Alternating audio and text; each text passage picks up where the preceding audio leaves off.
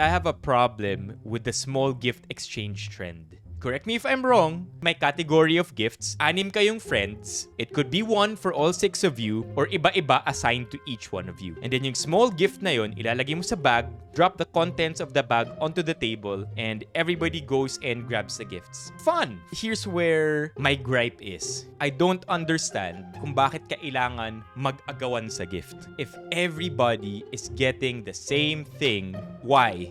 I know it's an unpopular opinion. I know it's not that deep, bro.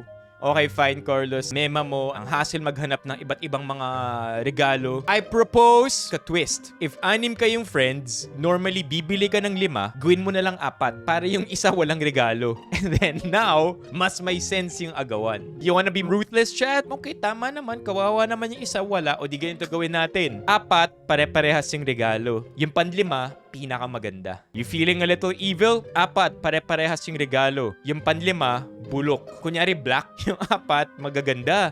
Yung 5, uling. Let's make it a little more fun, chat. Let's gamify it. Because it's already a good concept, let's elevate it.